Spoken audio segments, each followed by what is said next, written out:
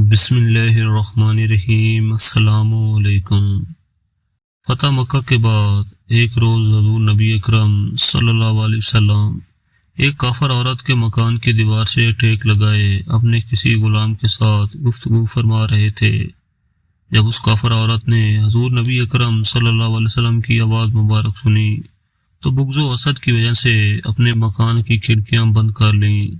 تاکہ آپ صلی اللہ علیہ وسلم کی آواز مبارک اسے سنائی نہ دے۔ ادھر حضرت جبریل علیہ السلام بارگاہ مصطفی صلی اللہ علیہ وسلم میں حاضر ہوئے اور عرض کیا، یا رسول اللہ صلی اللہ علیہ وسلم، آپ جس مکان کی دیوار سے ایک ٹیک لگائے کھڑے ہیں یہ ایک کافر عورت کا مکان ہے، اور اس مکان میں رہنے والی کافر عورت نے بغض و حسد سے اپنے مکان کی کھڑکیاں بند کر دی ہیں تاکہ آپ صلی اللہ علیہ وسلم کی آواز اسے سنائی نہ دے۔ مگر اللہ تبارک و تعالیٰ فرماتا ہے، کیونکہ آپ صلی اللہ علیہ وسلم کی پشت انور اس مکان کی دیوار کے ساتھ مس کر گئی ہے، اس لیے وہ نہیں چاہتا کہ اس مکان میں رہنے والے دوزخ میں جائیں۔ اے محبوب صلی اللہ علیہ وسلم، اس کافرہ نے اپنے مکان کی کھڑکیوں کو بند کیا اور ہم نے اس کے دل کی کھڑکیوں کو کھول دیا ہے۔ جبریل علیہ السلام کا یہ کہنا تھا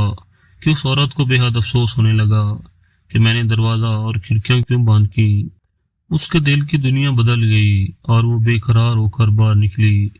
اور حضور نبی اکرم صلی اللہ علیہ وسلم کے قدموں پر گر گئی اور صدقے دل سے کلمہ پڑھ کر مسلمان ہو گئی۔ ایک غریب دیہاتی بارگاہ رسالت مآب صلی اللہ علیہ وسلم میں انگوروں سے بھری ایک ٹوکری کا تحفہ پیش کرنے کے لیے حاضر ہوا۔ نبی کریم صلی اللہ علیہ وسلم نے ٹوکری لی اور انگور کھانے شروع کیے۔ پہلا دانہ تناول فرمایا اور مسکرائے، اس کے بعد دوسرا دانہ کھایا اور پھر مسکرائے، اور وہ غریب دیہاتی آپ صلی اللہ علیہ وسلم کو مسکراتا دیکھ کر بے حد خوش ہو رہا تھا۔ سارے صحابہ منتظر تھے کہ آپ صلی اللہ علیہ وسلم کیوں مسکرا رہے ہیں اور ہدیہ آیا ہے، اور آپ صلی اللہ علیہ وسلم اس میں سے انہیں کیوں نہیں کچھ دے رہے۔ آپ صلی اللہ علیہ وسلم انگوروں کو ایک ایک دانہ کر کے کھا رہے ہیں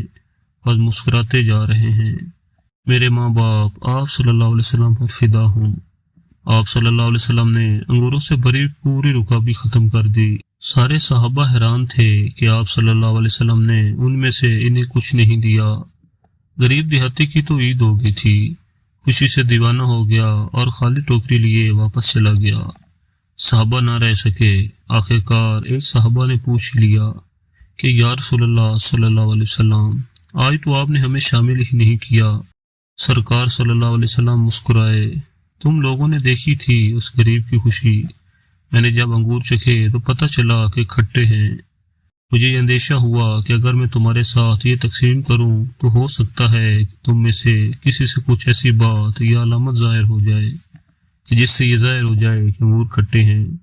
اور جس کی وجہ سے اس غریب کی خوشی خراب ہو جائے۔ ابن اسحاق رحمۃ اللہ علیہ نے حضرت سلمان فارسی رضی اللہ تعالیٰ عنہ سے روایت کی، انہوں نے کہا کہ نبی اکرم صلی اللہ علیہ وسلم سے کسی نے دریافت کیا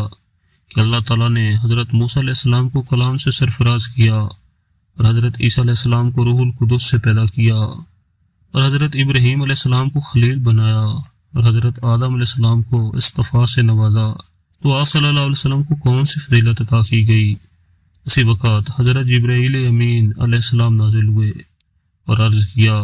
کہ آپ صلی اللہ علیہ وسلم کا رب فرماتا ہے، اگر میں نے ابراہیم علیہ السلام کو خلیل بنایا تو میں نے آپ صلی اللہ علیہ وسلم کو اپنا حبیب بنایا،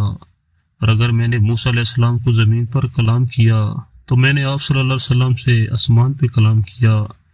اگر میں نے عیسیٰ کو روح القدس پیدا کیا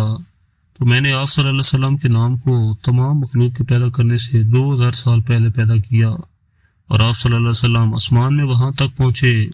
کہ آپ صلی اللہ علیہ وسلم سے پہلے کوئی مخلوق وہاں تک نہ پہنچی اور نہ کوئی آپ صلی اللہ علیہ وسلم کے بعد پہنچے گی، اور اگر میں نے آدم کو صفی کیا تو میں نے آپ صلی اللہ علیہ وسلم پر سلسلہ نبوت کو ختم کیا، اور کوئی مخلوق ساری کائنات کی آپ صلی اللہ علیہ وسلم سے زیادہ مکرم میں نے پیدا نہیں کی، اور آپ صلی اللہ علیہ وسلم کو حوض کوثر، شفاعت ناکا، شمشیر تاج، عصا، حج، عمرہ اور ماہ رمضان عطا فرمایا، اور تمام شفاعت آپ صلی اللہ علیہ وسلم کی ہی ہے، حتیٰ کہ روز قیامت میرے عرش کا سایہ آپ پر دراز ہوگا، اور حمد کا تاج آپ صلی اللہ علیہ وسلم کے سر پر بندھا ہوگا،